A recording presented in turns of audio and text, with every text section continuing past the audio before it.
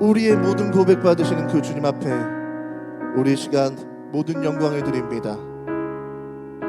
주님, 모든 영광을 받으시옵소서. 함께 찬양합니다. 우리 주 하나님, 큰 영광과 존귀를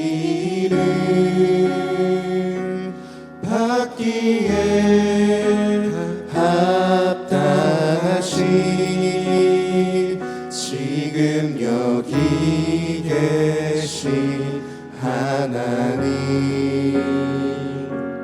온 천지 만물을 지으시고 다스리는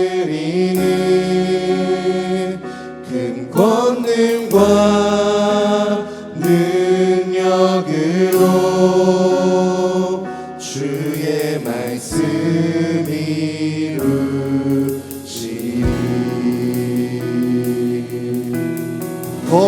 거룩하다.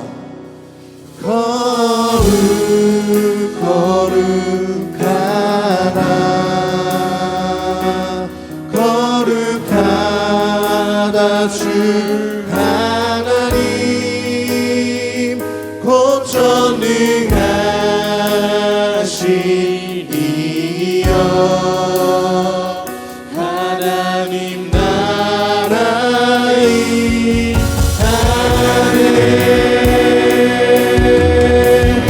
주임제 하실 때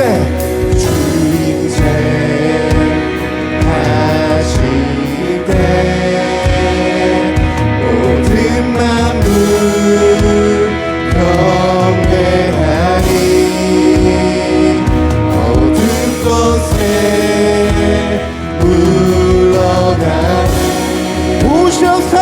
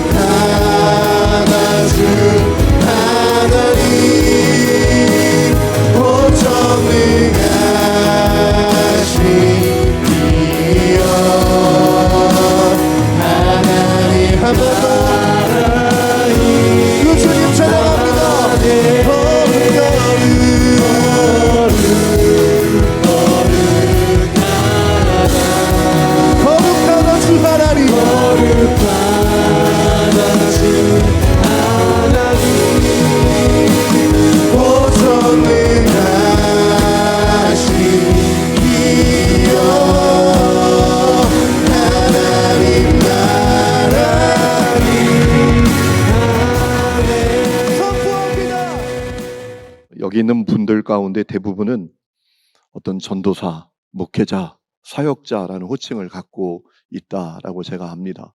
그런데 여러분, 우리는 사역자이기 이전에 예수의 십자가 복음으로 구원받아서 신앙의 순례의 길을 걷는 신앙의 순례자들입니다. 신앙의 순례 끝까지 잘 가는 것이 쉽지 않습니다. 신앙의 순례 끝까지 잘해야 합니다. 우리는 사역자이기 전에 한 사람의 신앙의 순례자입니다. 그래서 이 신앙의 순례 끝까지 잘 가야 합니다. 여러분, 그것은 두 가지로 결정이 된다고 저는 믿습니다. 첫 번째는 주님의 뜻을 잘 아는 것입니다. 2018년 9월 28일에 인도네시아에 거대한 쓰나미가 일어났습니다. 인도네시아 국적의 바틱 항공사 마펠라라는 기장님이 계셨습니다. 그는 크리스찬입니다. 그가 이제 비행 준비를 하는데 계속 주님이 그런 마음을 계속 주시는 거예요. 너 빨리 떠나라. 너 최대한 빨리 떠나라. 그래서 관제탑에 허락을 받고 승무원들을 빨리 준비시켜가지고, 원래 그 비행기가 5시 55분에 출발하는 비행기였는데 5시 52분에 출발을 합니다. 그리고 6시 2분에 이륙을 하게 되었습니다. 이륙을 할 때 그 활주로가 심하게 요동치는 그런 느낌을 갖게 됩니다. 비행기가 이륙하자마자 쓰나미가 그 공항을 덮쳤습니다. 그래서 그 비행기에 타고 있던 140명이 다 안전하게 비행을 할 수 있었다라고 합니다. 여러분, 다윗이 왕이 되어서 한 일이 무엇입니까? 잊혀진 하나님의 법궤를 자기의 성으로 모셔오는 거였잖아요. 그때 어떤 일이 벌어지죠? 하나님의 법궤를 수레에 싣고 가다가 소가 뛰니까 법궤가 떨어지려고 합니다. 그때 우사가 붙들잖아요. 여러분, 법궤는 제사장만 손을 댈 수 있어요. 그래서 우사가 죽고 말았습니다. 여러분, 그 일이 왜 일어난 겁니까? 중요한 이유가 있습니다. 그 당시에 수많은 제사장과 레위인들이 있었지만 그들이 하나님의 법궤는 제사장들이 메고 가야 한다 라는 이 주님의 뜻을 알지 못했기 때문입니다. 여러분, 우리가 주님의 뜻을 잘 아는 것 대단히 중요합니다. 에베소서 5장 17절 말씀에 어리석은 자가 되지 말고 주의 뜻이 무엇인지 이해하라, 깨달으라 라고 했습니다. 여러분은 주님의 뜻을 잘 깨닫고 있습니까? 두 번째는 주님의 뜻을 깨달았다면 그 주님의 뜻에 순종하는 것이 중요합니다. C.S. 루이스가 했던 유명한 얘기가 있습니다. 신앙생활이 뭐냐? 순종의 학교에 입학하는 거다라고 했습니다. 여러분, 우리가 신앙의 순례를 한다는 것은 그저 말잔치에 하객이 되는 것을 의미하는 게 아닙니다. 주님의 말씀에 순종하는 것입니다. 여러분, 미국의 유명한 복음주의자, 여러분도 잘 아는 분이 있을지 모르겠습니다. 에이든 토저라는 분이 계십니다. 그분이 신앙의 깊이를 더하라라는 책에서 이런 얘기를 했습니다. 오늘 우리의 문제가 뭐냐? 인정해서 따름으로 나아가지 않는 것이 우리의 큰 문제다라고 했습니다. 예수가 나의 그리스도다라는 사실을 인정합니다. 그런데 문제는 그 예수님의 가르침을 따르지 않는 겁니다. 바울의 가르침을 인정합니다. 그런데 그 바울의 가르침을 살아내지 않는 것입니다. 그것이 오늘 우리의 큰 문제라고 했습니다. 오늘 여러분은 주님의 뜻을 알고 그 주님의 뜻을 따르는 분들이십니까? 순종하고 있는 분들이십니까? 여러분, 많은 사람들이 이런 얘기 하잖아요. 첫 번째 종교개혁이 믿음의 종교개혁이었다면 두 번째 종교개혁은 삶의 종교개혁이 되어야 된다. 순종의 종교개혁, 주님의 뜻을 따르는 종교개혁이 일어나야 된다라고 했어요. 여러분, 그런 의미에서 성경에서 우리가 순종이 가장 어려운 말씀이 오늘 우리가 읽은 말씀이 아닐까라는 생각을 합니다. 오늘 말씀이 그랬어요. 항상 기뻐하라. 쉬지 말고 기도하라. 범사에 감사하라. 이것이 너희를 향한 하나님의 뜻이다 라고 하셨습니다. 여러분, 데살로니가 교회 성도들에게 주신 말씀이었습니다. 데살로니가 교회는 아주 모범적인 교회였습니다. 그래서 바울이 그들에게 편지할 때 뭐라고 하는가 하면 너희들이 믿음의 역사와 사랑의 수고와 소망의 인내를 내가 알고 있다. 그저 말뿐인 믿음이 아닙니다. 관념, 교리, 지식 덩어리의 믿음이 아닙니다. 그들은 믿음을 살아냈다라는 겁니다. 말뿐인 사랑도 아닙니다. 사랑의 수고가 있었다라는 거예요. 소망이 분명히 있기 때문에 그 환난 가운데에도 인내하는 성도들이 데살로니가 교회 성도들이었다라는 겁니다. 또 이런 얘기하죠. 우리의 복음이 당신들에게 말로 임한 것이 아니라 능력으로 임했다라고까지 했습니다. 여러분, 데살로니가 전서는 그런 성도들을 위해서 격려하기 위해서 주신 말씀인데 5장 결론 부분에 이르러서 그런 얘기를 합니다. 주님의 재림이 갑자기 올 것이니까 정신을 차리고 깨어 근신하라 라고 했습니다. 그리고 그 다음에 뭐가 정신을 차리고 깨어 근신하는 건가 쭉 이야기할 때 이 말씀이 이어지는 겁니다. 항상 기뻐하라. 쉬지 말고 기도하라. 범사에 감사하라. 아마 데살로니가 교회 성도들 가운데 이 말씀을 듣고 당황한 분들이 있을지 모릅니다. 아니, 세상에 어떻게 항상 기뻐해? 어떻게 쉬지 않고 기도해? 어떻게 모든 일에 감사하냐고. 여러분, 이 데살로니가의 상황이 쉽지 않았습니다.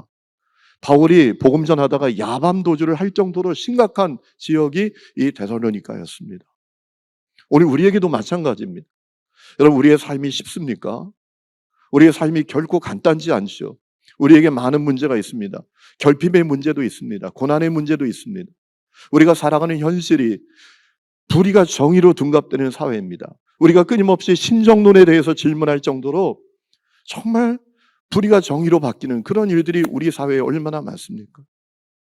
희망이 없고 절망뿐인 시대에 우리가 어떻게 항상 기뻐하고 쉬지 않고 기도하고 범사에 감사할 수 있겠는가? 그들의 마음도 당황스러웠고 오늘 우리의 마음도 사실 이 말씀을 살아내려고 하면 너무나 당황스러운 말씀일지도 모릅니다. 그런데 이런 생각을 한번 해봅시다. 주님은 우리에게 살아낼 수도 없는 말씀을 하시는 분입니까? 그렇다면 주님은 인자와 사랑이 한이 없는 분이 아니라 너무나 고약한 하나님 아니겠습니까? 여러분, 우리가 할 수 있기 때문에 주님께서 항상 기뻐하라고, 쉬지 말고 기도하라고, 범사에 감사하라고 말씀하신 줄로 저는 믿습니다. 우리는 항상 기뻐할 수 있습니다. 어떻게 항상 기뻐할 수 있습니까? 하나님이 나를 기뻐하시기 때문에 우리는 기뻐할 수 있습니다. 왜 하나님이 여러분을 기뻐하십니까? 여러분이 하나님의 자녀이기 때문입니다. 여러분, 우린 주님의 자녀입니다. 예수 십자가 복음으로 구원받은 우리는 하나님의 자녀입니다. 여러분, 그래서 주님께서 여러분을 기뻐하십니다.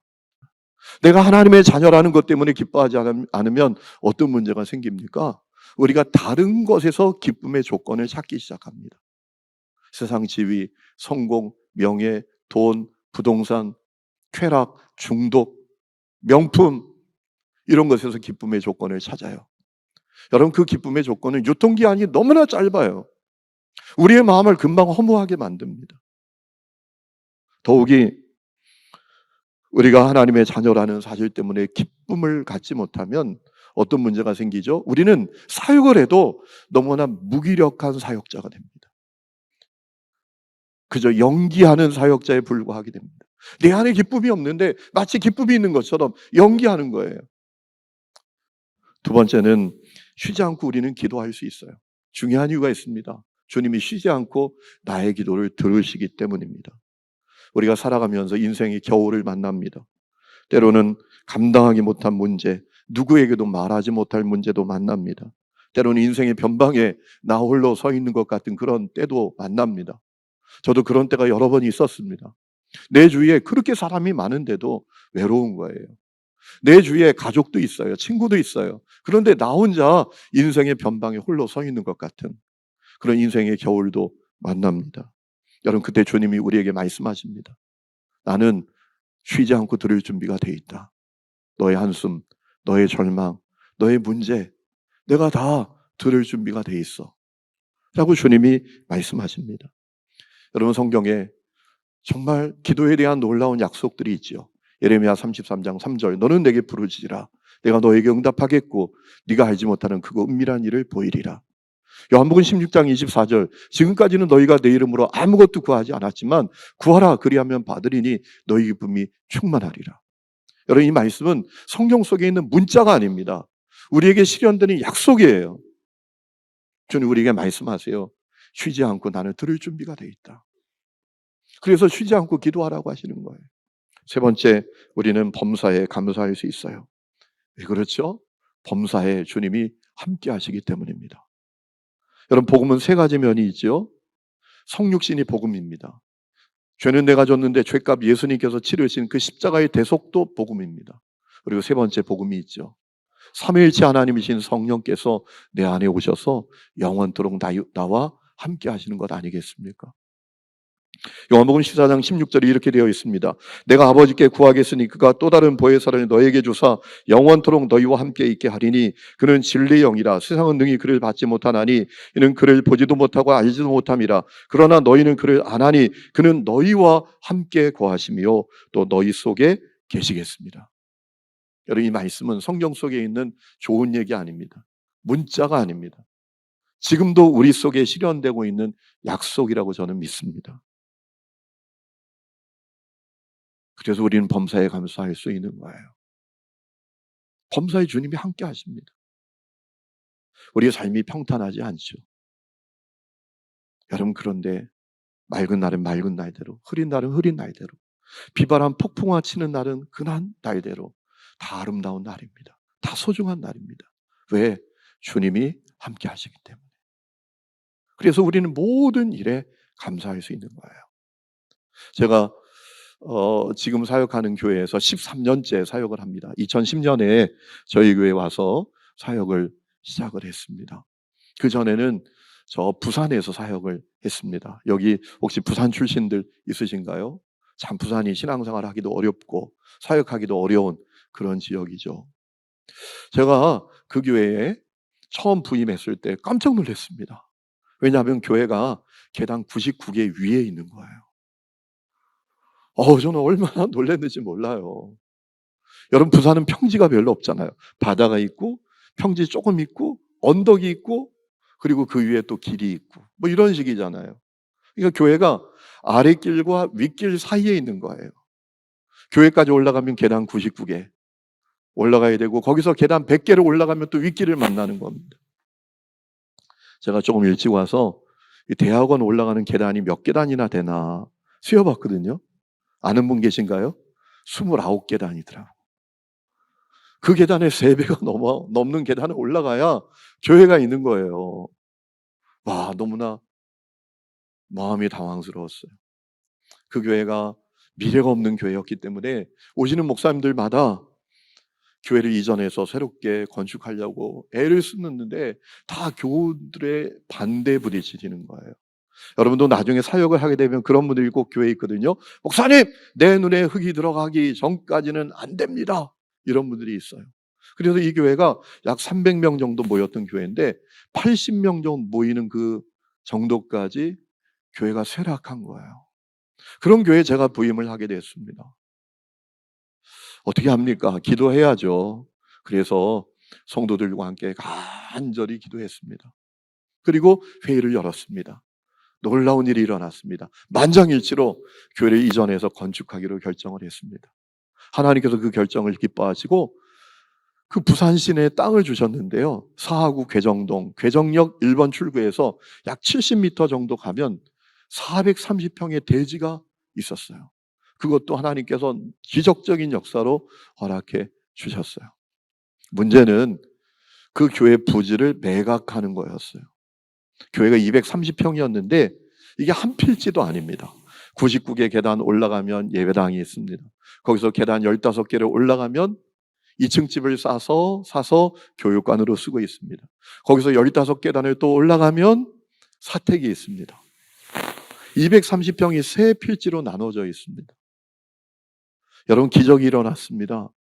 그 교회 부지를 매각하기 위해서 부동산이나 교계 신문 같은데 광고를 했는데 놀랍게도 한 사람도 보러 오지 않는 거예요. 알고 보니까 맹지예요. 아무것도 할 수 없는 땅이에요. 큰일이 난 거죠. 시간이 지나갑니다.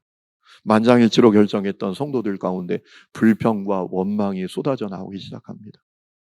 그런데 이상하게도 저는 현실을 보면 절망인데 무릎 꿇으면 믿음이 생기는 거예요.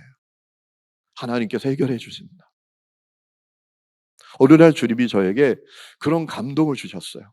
야, 6월 달 안에 이 땅이 매각되니까 너 믿음으로 성도들 앞에서 선포하라. 여러분, 했을까요? 못했을까요? 제가 못했죠.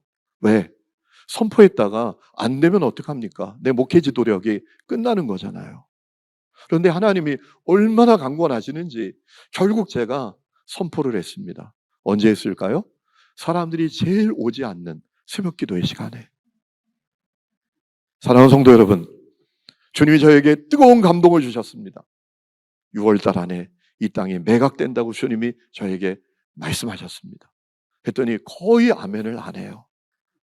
알고 보니까 교회 앞에 집이 있어요. 약 70평 정도 되는 부지를 가진 집이 있는데 그 집이 7년 만에 매각이 됐대요. 그러니까 성도들이 이건 불가능한 거야. 이런 마음을 갖고 있었던 거죠. 그렇게 또 시간이 지나갑니다. 어느 날 새벽 기도회 끝나고 기도하는데 기도가 하나도 안 돼요. 그저 눈물만 났어요. 울다가 사택으로 가서 쉬게 되었어요. 근데 아침에 전화가 왔어요. 어떤 분이 그 부지를 보러 오겠대요. 제가 용술처처럼 일어나서 달려갔어요. 그리고 그날 그 교회 부지가 매각되는 계약이 체결되었어요.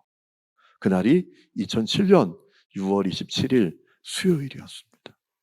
저는 그때 너무 기뻤어요. 하지만 주님께 너무 죄송했어요. 왜? 범사에 함께 하셨는데 그것을 신뢰하지 못하고 감사하지 못했던 것 너무나 죄송한 마음을 가졌었어요. 여러분 중에는 지금 너무나 어려운 때를 보내고 있는 분들이 계실지 몰라요. 미래가 막막한 분들도 있을지 몰라요. 도무지 해결할 수 없는 문제를 만나서 안타까워하는 마음을 갖고 있는 분들이 계실지도 몰라요. 그런데 여러분 절대로 낙심하지 마세요. 범사에 주님이 함께 계세요. 여러분을 돌보세요. 여러분을 지키세요. 여러분을 인도하세요. 여러분 그건 믿으셔야 합니다. 성 어거스틴의 고백록에 보면 어거스틴이 이렇게 주님께 고백하며 기도합니다. 이것을 읽어드리고 오늘 말씀을 마칠 겁니다. 전능하시고 좋으신 하나님, 당신이 우리 개개인을 돌보아 주실 때는 마치 한 사람뿐인 양 돌봐 주시고 또한 모든 사람을 돌보실 때에도 꼭 한 사람을 돌보시듯 하십니다. 아멘. 여러분, 신앙의 순례 우리 다 같이 합니다. 오늘 여러분 귀하게 만났는데요. 여러분 가운데 어떤 사람은 주님 앞에 가는 날까지 한 번도 또 만나지 못할 사람들이 있을지도 모릅니다. 그런데 우리 주님 나라에서 다 만나게 될 것 아닙니까? 신앙의 순례 잘 하십시다. 기뻐하고 기도하고 감사하며 이 신앙의 순례 끝까지 잘 하십시다. 그래도 주님의 나라에서 기쁨으로 만날 수 있는 모든 사람들이 될 수 있기를 주의 이름으로 축원합니다.